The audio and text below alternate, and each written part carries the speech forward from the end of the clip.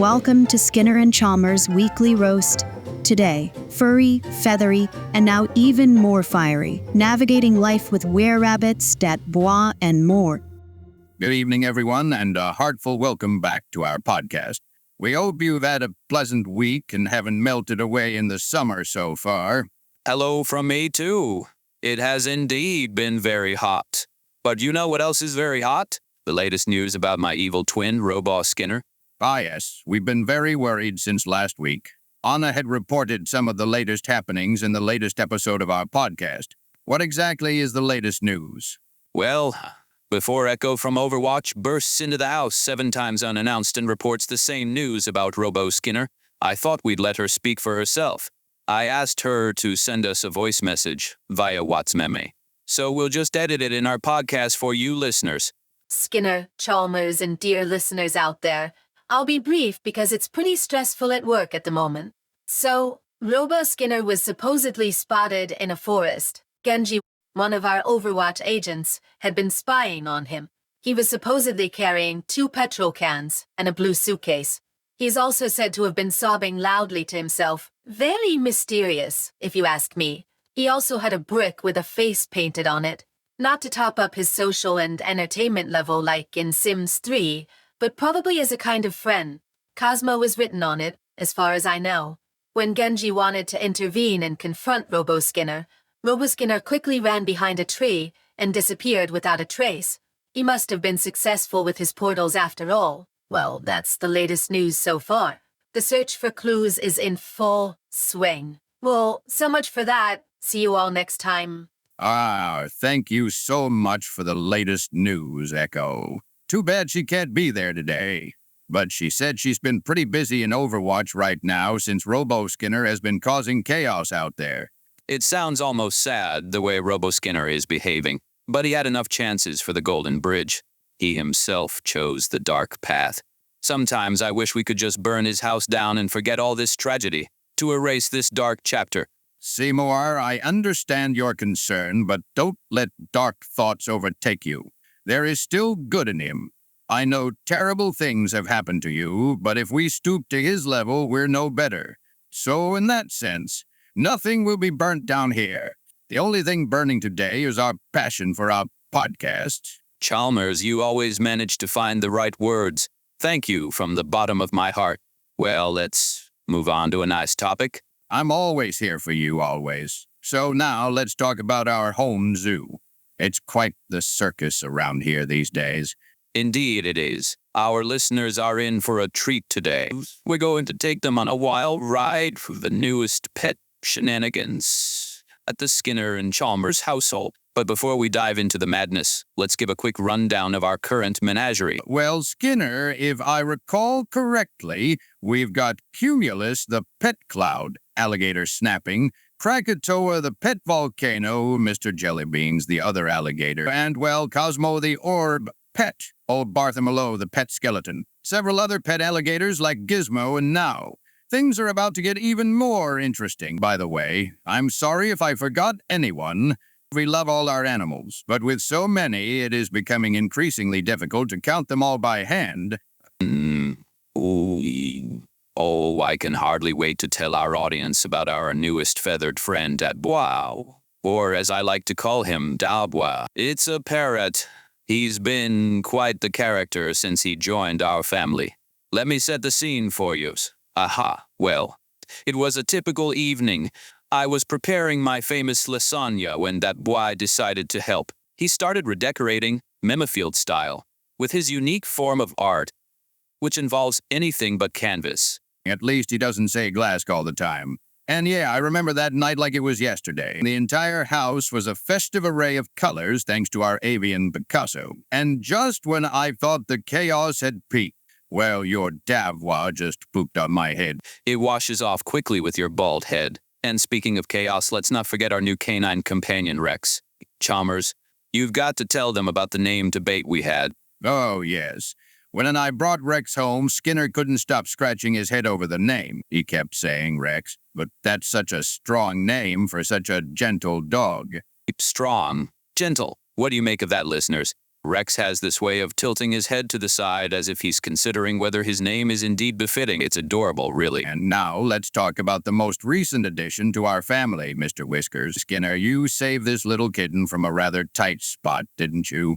Indeed, I did. It was an operation that would make any cat owner swoon. Or at least that's what I tell myself every time he knocks something off the shelf. But his rescue story is one for the books. Oh, who likes surgery on their pets?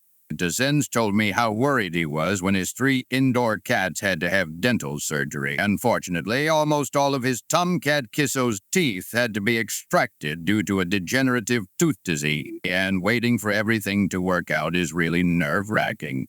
But back to our Mr. Whiskers. He really was a tiny thing, all paws and curiosity when Skinner found him. It took some convincing, but eventually this little furball warmed up to us. And now he's the king of our household, or at least he thinks he is. Oh, he's quite the character. He's got more personality than all of our other pets combined, and he's got this way of looking at you with those big green eyes that just melt your heart. Or so I've heard. And let's not forget about your new pet gecko, Mr. Gay Gecko. White the Charmer, isn't he? Oh, definitely and fitting for our home. He's got more sass than Chalmers on a Monday morning. And when he stretches out in the sun, you'd think he was auditioning for the next Magic Mike film. Sass or not, he's added a new dynamic to our home. And then there's Foggy. Foggy? Who's Foggy again? I'll remember approving a new pet. That's what the right person says, who is constantly dragging new 4-legged friends home. Well, Skinner, Foggy is something of a mystery. He's my pet, something other than what you might expect. He's quiet, introspective, and a bit elusive, but he's growing on me. Fascinating. A pet that defies the norm, just like our Dat Boi. I can't wait to hear more about Foggy. And let's not ignore the oversized tarantula, Nagasaki. She's been quite the character since we introduced her to the menagerie. Yes, Nagasaki. I'm still trying to figure out if she's more intimidating than our alligator snapping or just another one of the family. She's definitely part of the family, Skinner. And with that, we've covered all the new additions. For now, at least I guess. But as you can imagine, life in our household is never dull. There are always new stories to tell and new adventures to share. Definitely, and I just have these stories ready for roasting. You know, Dat Boi, our little feathered friend, has certainly kept us on our toes since he joined the family. You know, Chalmers, I've had pets before, but Dat Boi takes the cake. Or should I say, the whole bakery? Let me tell you about the time he decided to help me in the kitchen. I was trying to make my renowned lasagna, right?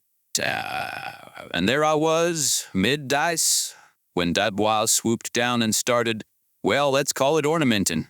He turned my kitchen into a modern art exhibit. Blueberries, bananas, and who knows what else were splattered all over the walls and countertops. Oh, that sounds just like our alligator snapping. He has this quirky habit of simply eating whatever he finds in the garden. It's surprisingly tidy compared to Dat Boi's method. Tidy or not, the kitchen was a disaster zone, and that wasn't even the end of it. Dat Boi has this obsession with my chef's hat. Every time I put it on, he insists on joining me in the kitchen. Parrot style, which is to say without any sense of culinary hygiene. He thinks he's assisting, but all he does is squawk and flap around, knocking things over. It's a wonder I managed to save any of that lasagna. But let's not dwell on the culinary catastrophes. Tell me, Chalmers, have you had any similar experiences with your pets? Well, Skinner, I must admit my pets are generally more helpful in the kitchen. Our alligator snapping, for instance, has a knack for eating all the veggies from the garden before I even get a chance to use them. But back to your Dat Boi shenanigans, it sounds like he's quite the character. He certainly is. And speaking of characters, have you heard him try to say Skinner? It's an endless loop of Dat Boi, Skinner, and sometimes even Crasher. I'm still trying to figure out if he's mocking me or just poorly imitating the sounds around him. Oh, he does that adorably wrong pronunciation. Dat Boi's attempts at speech are quite the spectacle. He looks at me with such intensity and expectation every time he tries to say my name. It's almost endearing, despite the chaos it causes. And let's not forget the time he managed to turn off all the lights in the house. I walked into the living room, and there he was, sitting atop the lamp, looking quite pleased with himself. And the house, dark as a cave. That bird has more pranks up his sleeve than a teenager on a dare. But you know what?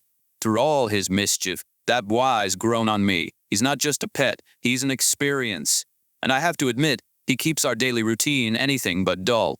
Absolutely, Skinner. Every day with him is a new adventure, and it seems like we're not the only ones dealing with feathered mischief. Our Yugi mentioned something about his parrot learning to say pot of greed, or Blue Eyes White Dragon just last week. Now that's a parrot I would not want to cross. Speaking of which, Echo from Overwatch might have some tips on handling a parrot with pyrotechnic aspirations, though I doubt that Boa could pull off a hop like Echo. That would be quite the sight.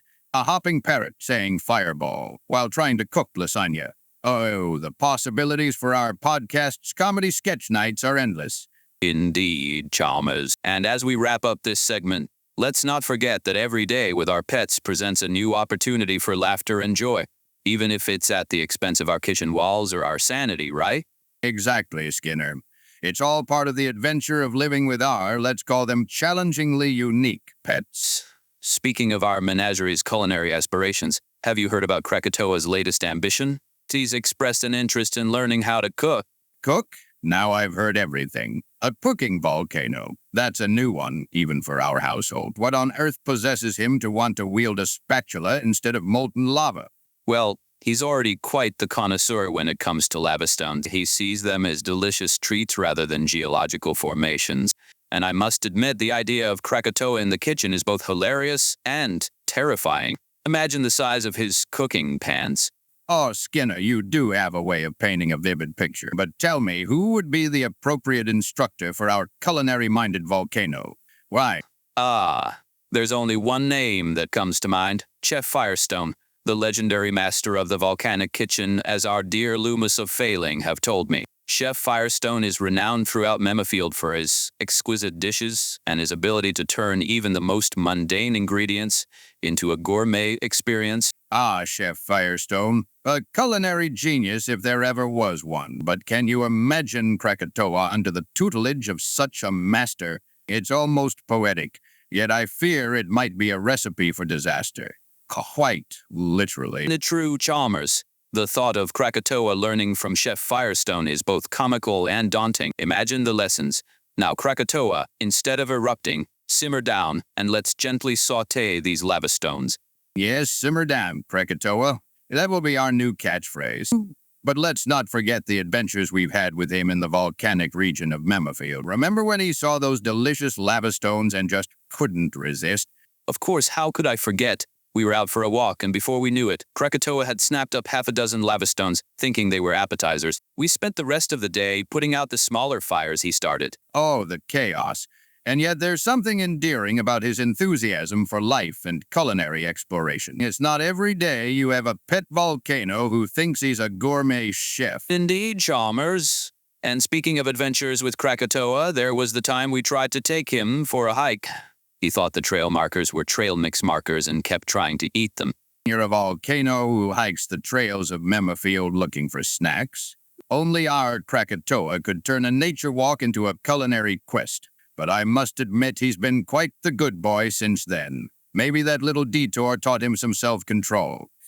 It's possible, Chalmers. Or perhaps he's just saving his appetite for his cooking lessons with Chef Firestone. Who knows what we'll get into next with our volcanic gourmand. Only time will tell, Skinner. And listeners, rest assured that whatever happens next with KRAKATOA, it will certainly be an adventure worth sharing on our podcast. And with that, I think it's time we tackle the next item on today's agenda, our Naga called Nagini. Well, Chalmers, I've got to say introducing Nagini into our household has been quite an experience. She's a little Naga with a big personality, and she's taken quite fondly to her new home. Or at least, the top shelf of my bookshelf. A little Naga, you say? I can only imagine the shenanigans she's already gotten up to around the house. Does she have a taste for geology as well, like our beloved KRAKATOA? Actually, Chalmers, Nagini seems to have a preference for silk and creating artistic displays with her tail. She's quite the interior decorator, though I'm not sure that was intentional. Whoa, now. One moment she's there, basking in the sunlight, and the next, she's transformed my living room into an avant-garde art piece. Oh, Skinner, you really do bring home the most unique creatures. I can just picture it now. Nagini, the enigmatic decorator of your household. But Tell me, how has she adjusted to living with us and all our other pets? Well, Chalmers, it's been a learning curve for both her and us. She's quite shy around new faces, but absolutely adores Cumulus, your pet cloud. They seem to have a mutual understanding, like two enigmatic souls connecting in a world of chaos. A little Naga and a pet cloud. Only our household could make such a pairing work. And speaking of Cumulus, he's been surprisingly shy lately. I think he's just taking in all the new sights and sounds since Nagini joined us. Absolutely, Chalmers. Cumulus has always been a bit of a wallflower. But it's interesting to see how he interacts with Nagini. They have this delicate dance where they both observe each other without causing any disturbance. It's quite endearing. Indeed, Skinner. And Nagini's addition to our household has brought about some interesting comparisons. For instance, when she first saw KRAKATOA, she treated him like a fellow piece of exotic scenery rather than a pet volcano. Yes, Chalmers, it was quite the sight. Nagini approached KRAKATOA as if he were a rare orchid that needed watering. She gently traced her fingertips along his scales, almost as if she were admiring the texture of his lava flow. A delicate touch from one exotic creature to another.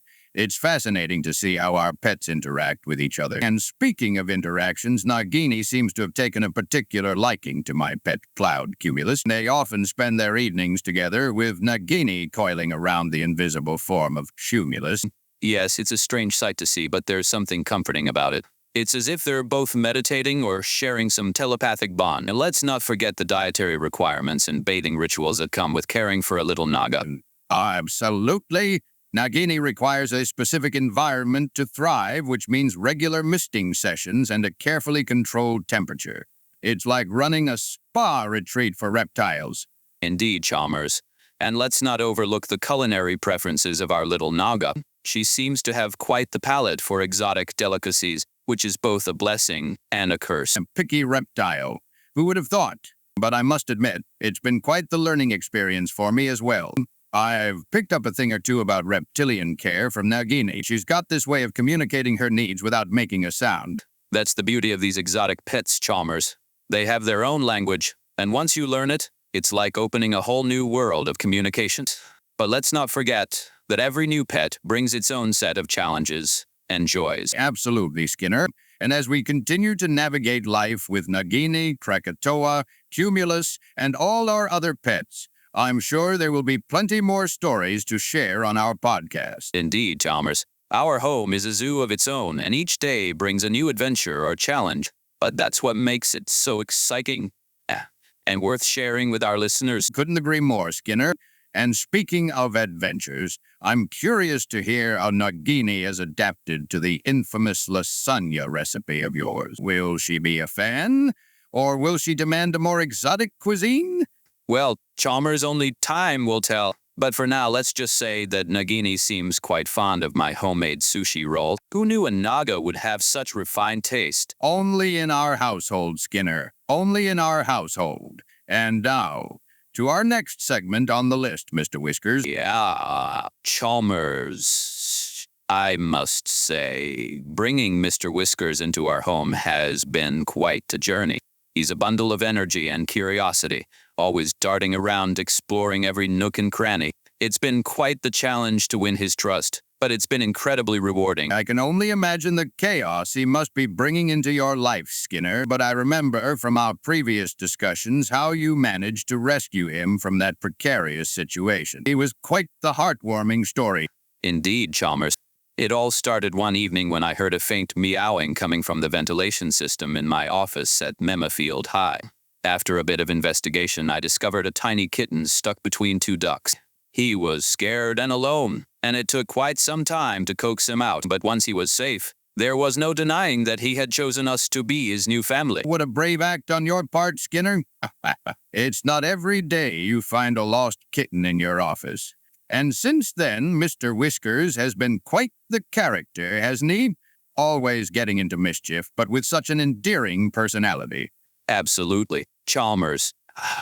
And it's not just Mr. Whiskers who's brought a new dynamic to our household.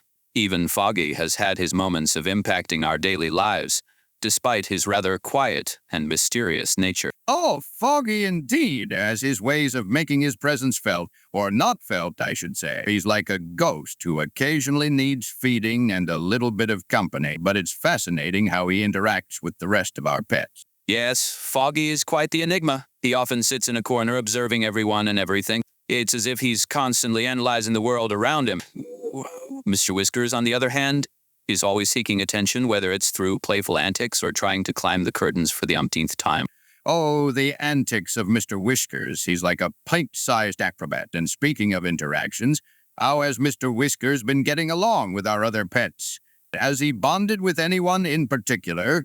Well, Chalmers, he seems to have formed a special bond with Gizmo and old Bartholomew. He's always trying to mimic their behaviors, even though he's not quite sure how to do it properly. It's adorable to see him attempt to join in their pets' activities. A kitten trying to act like an orb, pet, and a pet skeleton. Only in our world, Skinner. But I must admit, it's quite heartwarming to see how he's adapted to life with us. And let's not forget the challenges that come with caring for a kitten, especially one as adventurous as Mr. Whiskers. Indeed, Chalmers. From teaching him not to bite when playing fetch to making sure he doesn't knock over any more of my carefully organized bookshelves, it's been quite the adventure. But despite all the chaos, he's brought a new level of joy and laughter into our home. That's the beauty of having pets, Skinner. They enrich our lives in ways we never expected. And speaking of unexpected bonds, Foggy has been quite the companion for me. His quiet demeanor offers a nice balance to the chaos that Gizmo and old Bartholomew bring. Absolutely, Chalmers. And it's not just about the companionship. Each pet has taught us something new about care, responsibility, and even ourselves. Mr. Whiskers has reminded me of the importance of patience and understanding. True, Skinner. And Foggy, in his own mysterious way, has shown me the value of quiet reflection and introspection. He's a constant reminder that sometimes the most profound communication doesn't require words. That's quite the philosophical take on pet ownership, Chalmers. But it's true, our pets have a way of teaching us life lessons without even realizing it, and as we continue to share our experiences with them, I hope our listeners can find some comfort and amusement in our tales. Exactly, Skinner. And as we wrap up this segment of our podcast, let's remember the joy and challenges that come with each new pet we bring into our lives. And you know what I definitely don't need for my life, right? Drama or worrying about pets. Oh, yes, I know exactly what you mean. The great escape of our very own Mr. Gay Gecko. Yes, remember when he decided to explore the world beyond our living room? It was a frantic couple of hours there, Chalmers, as we searched high and low for our little reptilian friend. Yes, Skinner, it was quite the ordeal. We turned the house upside down and even considered calling in some backup from Sonic Shadow and Yugi for a more thorough search. We were prepared to scour every corner of Memofield with them. Indeed, Chalmers.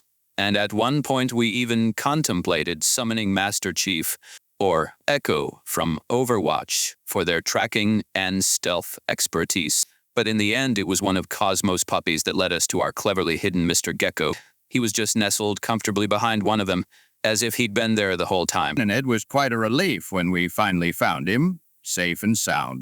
I have to admit, I felt a bit foolish for not realizing he'd been hiding in plain sight all along. But it's a testament to how well our home is set up for our pets, even when they decide to play hide and seek. Absolutely, Chalmers.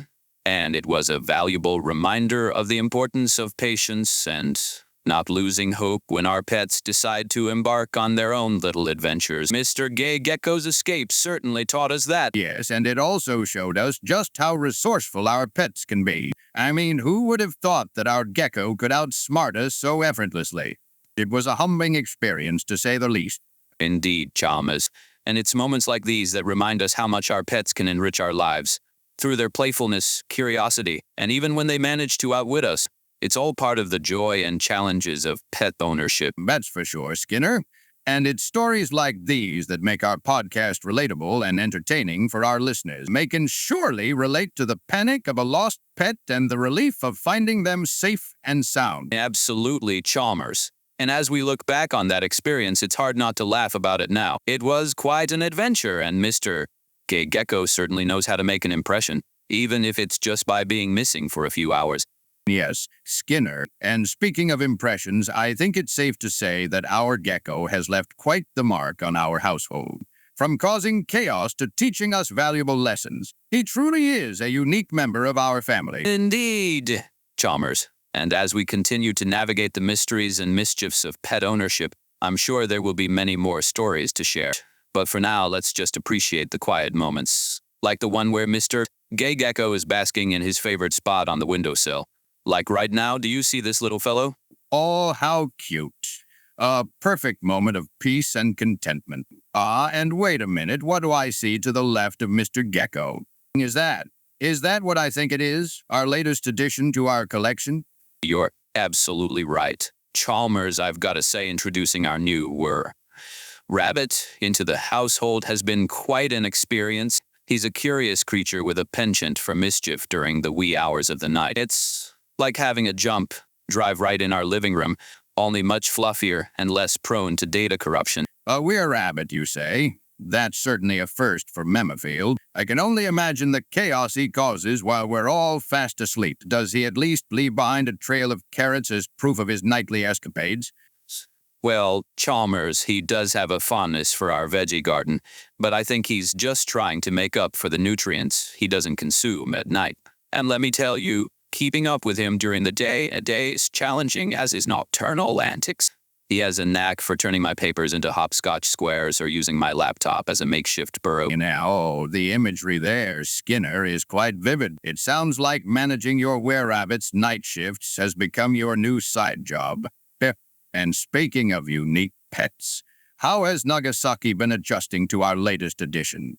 Any signs of a Wererabbit tarantula tag team forming?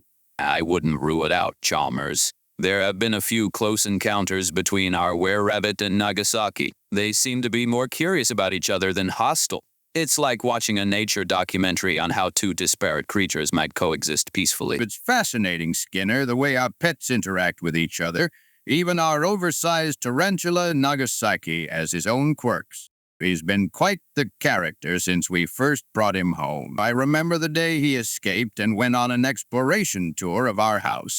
Yes, Chalmers, and speaking of escapes, it reminds me of the time when Nagasaki decided to take a stroll around Sonic's game room. It was only thanks to Echo from Overwatch's keen eyesight that we found him perched nonchalantly on top of Sonic's arcade machine. Indeed, Skinner. And it seems like both our Wererabbit and Nagasaki have a penchant for adventure. They might be quite different in many ways, but they both add a unique flavor to our household dynamics. Absolutely, Chalmers. And it's not just about the adventures. It's about understanding and accommodating each of their needs and personalities. From building a custom hutch for the Wererabbit to learning how to gently coax Nagasaki from his web, our home is a testament to the diversity of pet care. And that's the beauty of it, Skinner.